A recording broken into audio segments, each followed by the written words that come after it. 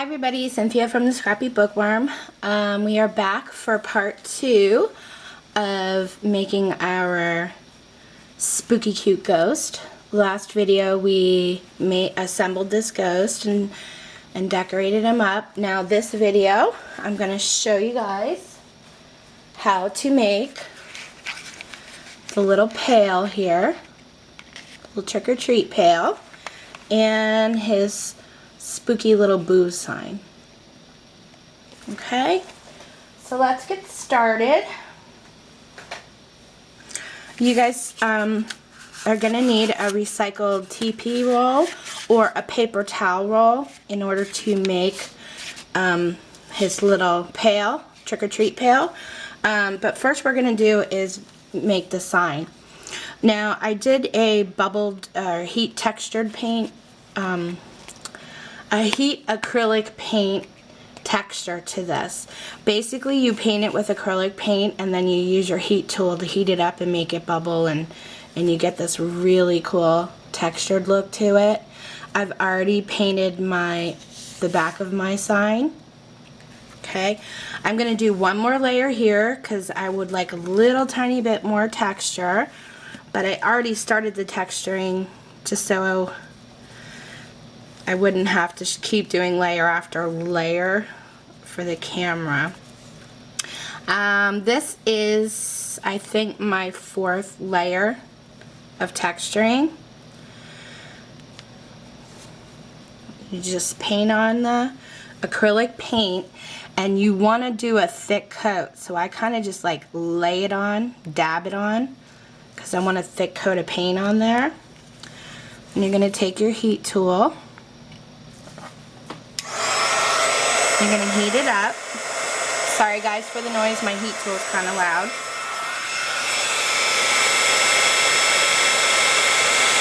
And as it's drying, it starts to bubble, and that's exactly what you want. It gives your piece a bit of a textured look to it. And hopefully the camera's picking this up. You guys can see all that bubbling going on. You want to be really careful when you're using lighter colors to do this technique. You want to move your heat gun around a little bit more because you don't want your paint to burn. It'll get like a brownish tint to it, and then you know you held it in one place a little too long. I kind of move mine around on my mat as well, just because this area is pretty hot right now. You'll know it's pretty much dry when it stops bubbling.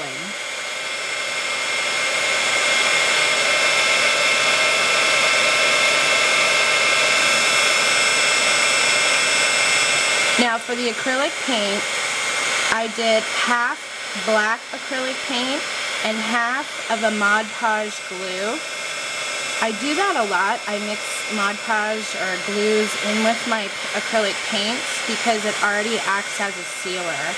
Kind of seals itself, so I don't have to go in and like second coat the seal.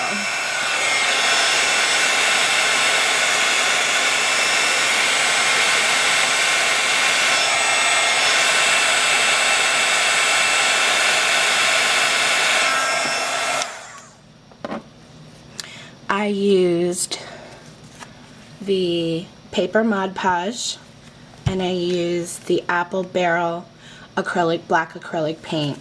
I did approximately half and half, okay? So let that cool a little bit because it's kind of still warm. Then we're going to go in and do like a whitewash over it, okay? But see how cool that is? This was I think my 4th or 5th layer of paint. It takes a couple layers to get that look, but it really comes out really cool. So I have a little dab of white acrylic paint, Apple Barrel again. Oh, by the way, I used to buy a lot of my paints at Michael's. I started buying them at Walmart. You can get this big one, this huge one, a lot cheaper price than you can at Michael's. So you might want to you know, shop and compare and see. Their smaller bottles are not that cheap. Their bigger bottles have a better price. I'm just going to add like 3 spritzes of water to my white acrylic paint. So I'm kind of making a little bit of a wash out of it. And I'm just going to go around and rub this on with my finger. I don't use, I always like to add water to it because if you just do this with the white acrylic, it's too much. It's a little bit too much. Now, I don't want that much on there, so you can always go in and wipe some off. Okay? Give it a quick shot of heat to dry that.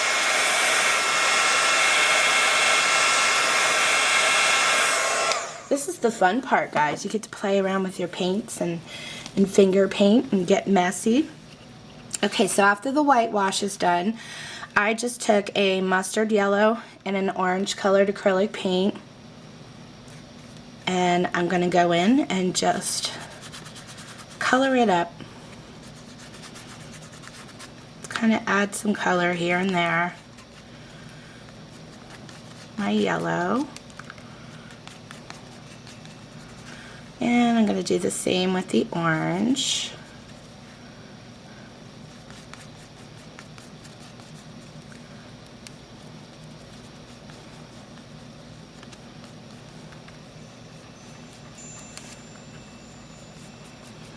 If you guys watched, I don't know, a lot of my videos, you hear this like wind chime thing. See if you can hear it. You hear that? I have a dragonfly wind chime hanging off my lamp. I loved it so much, I just wanted it inside. So sorry if you guys hear that, but once in a while I shake my desk and then the wind chimes go. So I think that's good. I kind of like that look. So I'm going to blast it with some heat again to dry it up faster.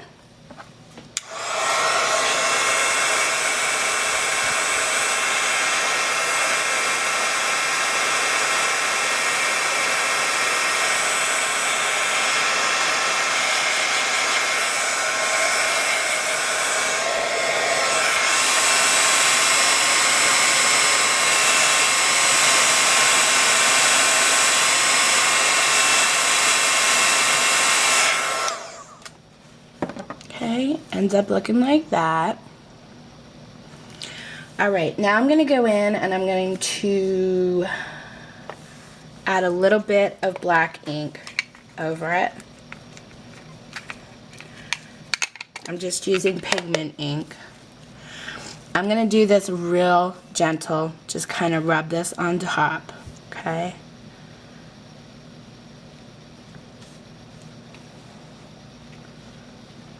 Really gently, don't push down in hard because you do not want to get it in the grooves. You just kind of want to recolor the top of the texture. Okay, we're going to dry that up.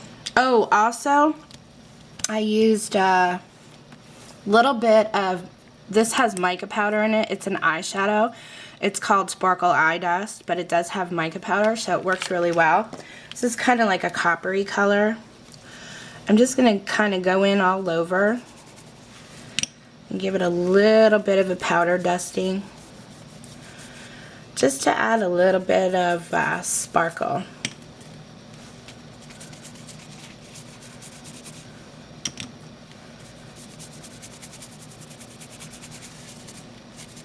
You guys see that? How that came out? Okay. You guys can play around, you know, do whatever you want. I'm just showing you how I did mine. And I'm just going to hit it with the heat again. Make sure that ink is dry, everything's sealed up.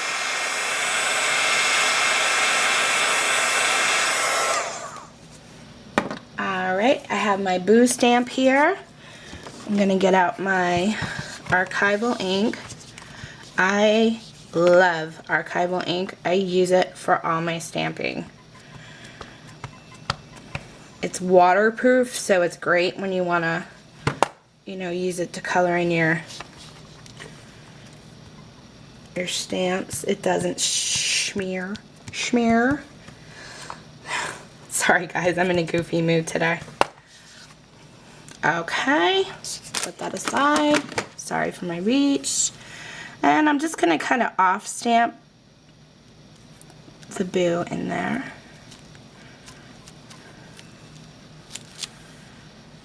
Just like that. Okay. Dry that up a little.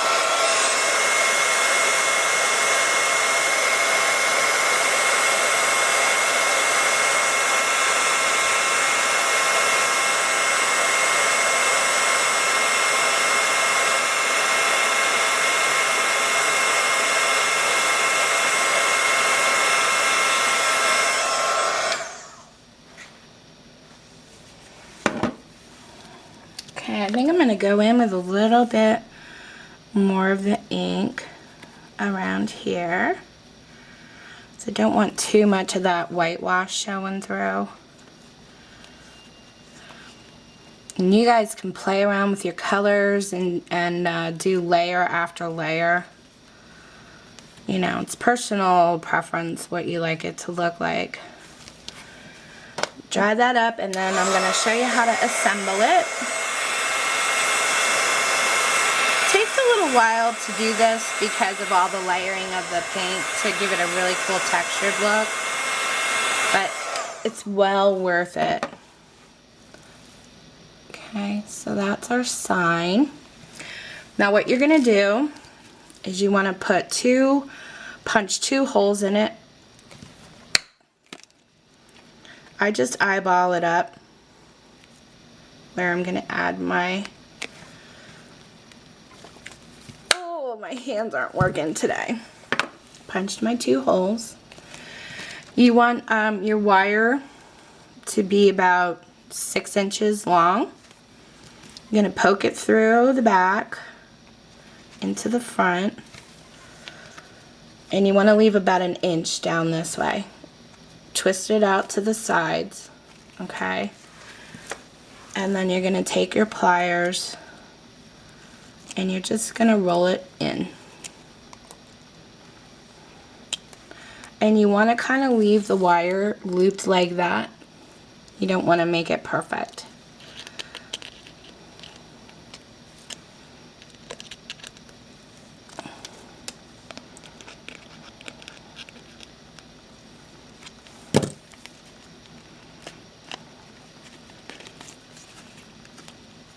Okay. I'm going to make a little loop up here at the top. Alright. Now, we're going to add our leaf and our pumpkin. These were metal pieces that I had in my stash. Rustic metal pieces. I had purchased these a long time ago at Michael's. I'm sure you can find rustic pieces just about at any hobby store. And we're going to get a little bit of netting.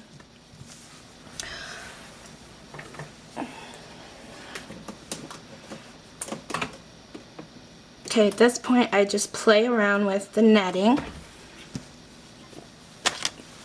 going to cut a little piece off. And I'm going to drape it over the top here and kind of down. See how it's going to lay. And then I'm going to add my leaf and see if I like that look. Okay. I'm going to do the same thing with my pumpkin. Pumpkin's going to be on the bottom.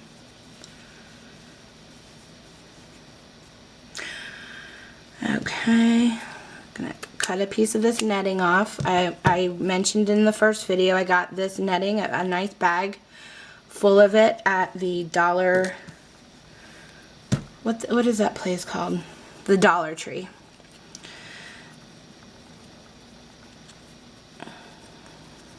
See, I just kind of play around with it, see what I like. I don't really like that too much, so I just kind of, I'm going to be putting it behind the pumpkin and behind the leaf. but I might want to have some in the front as well, hanging down. Let's see, do we like that? Yeah, that looks pretty good.